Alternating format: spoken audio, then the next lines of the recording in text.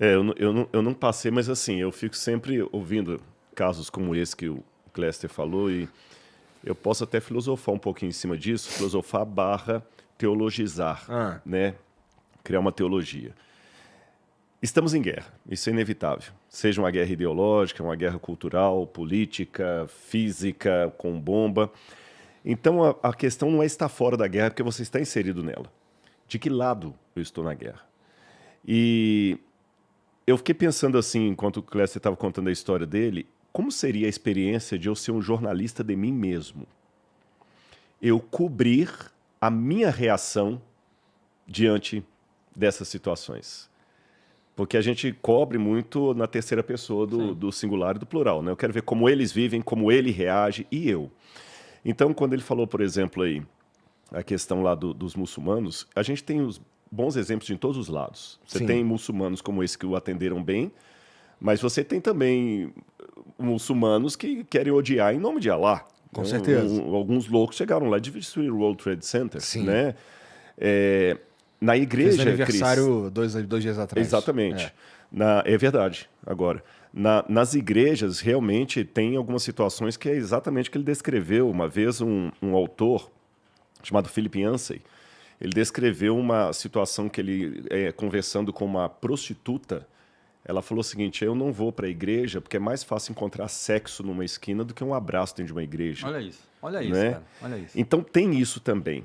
Só que uma pergunta honesta que a gente tem que fazer, eu sou religioso, você também é evangélico, se 90% da igreja que eu frequento fosse Rodrigo Silva, ela estaria melhor ou pior do que está hoje? Se 90% do Brasil fosse Rodrigo Silva, Cléster Cavalcante, Igor...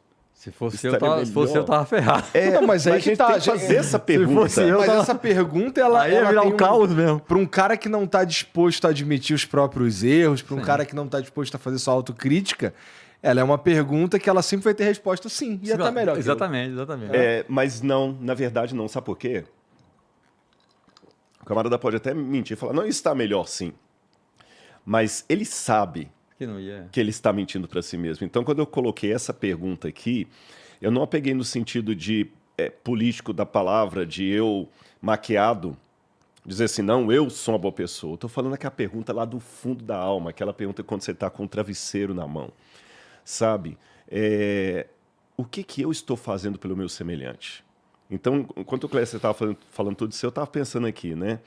Ele perguntou, se o muçulmano entrar na igreja, qual vai ser a reação da igreja com o muçulmano? Eu perguntei assim, qual seria a reação do Rodrigo com o muçulmano? Né? Porque estavam dois irmãos na igreja lá brigando por causa de político, um Bolsonaro, o outro Lula, não sei como é que foi a questão, eu ouvi essa história. Tá, e se eu estivesse lá, se eu fosse a pessoa que tenho preferência pelo candidato A e estou vendo o candidato B, né? E se eu fosse o provocado?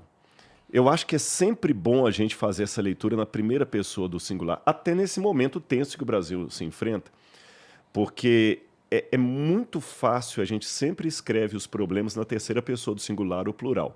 Por que o trânsito em São Paulo está caótico? Mas o paulista não sabe dirigir.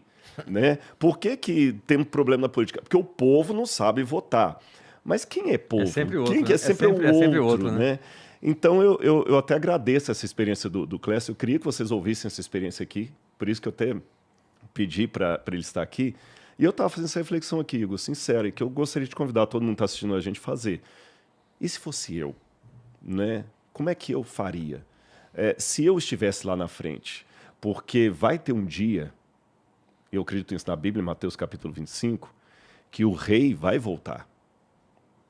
E ele vai dizer, não na terceira pessoa, mas ele vai dizer na segunda. Né? Ele vai falar para alguns e falar o seguinte, venham benditos de meu Pai, entrem no reino que está preparado para vocês desde a fundação do mundo. Porque eu tive sede, vocês me deram de beber. Eu tive fome, vocês me deram de comer. Eu estive nu, vocês me vestiram. Eu estive preso, vocês foram me visitar. E quando esses perguntarem, Senhor, quando é que a gente fez tudo isso? Ele falar o seguinte, toda vez que vocês fizeram isso ao menor dos meus irmãos, a mim o fizeram. E Deus tem pessoas que, mesmo não sendo cristãos, tem um teólogo católico chamado Karl Rahner, ele chamava essas pessoas de cristãos anônimos, porque eles acabavam cumprindo o que o evangelho mandava, mesmo sem conhecer o nome de Jesus. Um budista, um ateu, por que não dizer, que às vezes não conhece a Cristo ou rejeitou. Eu não sei, uma vez que eu falei isso aqui, deu muita polêmica, mas o que eu estou querendo dizer é que eu não conheço o coração de ninguém. É lógico, claro e evidente que, como cristão, tem que ser coerente com a minha fé. A única maneira que eu tenho de entrar no céu, desculpem os muçulmanos, desculpem os budistas, desculpem os que têm outros segmentos religiosos, na minha compreensão, o único modo que eu tenho de entrar no céu é pela graça de Cristo Jesus. Ponto. Não posso abrir mão disso, senão estaria sendo incoerente. Porém, muitas pessoas não conheceram o Cristo da maneira teológica como eu conheço. Então, às vezes, ele conheceu Cristo através do gesto de amor pelo seu semelhante. Às vezes, até o nome Cristo chegou para ele de uma maneira tão traumatizante que ele tem ojeriza por causa desses maus exemplos que o Cléster falou. É nesse sentido que eu falo. E, às vezes, o último segundo de vida de um ateu vai ser aquele segundo que ele vai... Poxa, Deus, eu queria que isso existisse. Sabe, se eu conhecesse o ladrão da cruz, eu ia falar, esse cara nunca vai entrar no céu. E se eu não tivesse aquela revelação de Lucas 23, 43, eu ia falar, esse cara foi para o inferno de cabeça para baixo. Então ninguém conhece. Por isso que eu falei que eu não estou assustado de chegar no céu e encontrar um muçulmano ali, um budista, um ateu. É Deus que sabe todas as coisas. Cara, Agora eu tenho que preocupar comigo mesmo. E que lado que eu estou nessa guerra? Porque esse é um ponto, Cléster, que eu pego da sua experiência fazendo uma leitura espiritual dela. Estamos em guerra. Uma guerra do bem contra o mal. E os dois lados querem você. As suas atitudes, o seu modo de ser, não é justificação pelas obras, não, mas o seu comportamento perante Deus e o seu semelhante norteiam em qual dos exércitos você está lutando.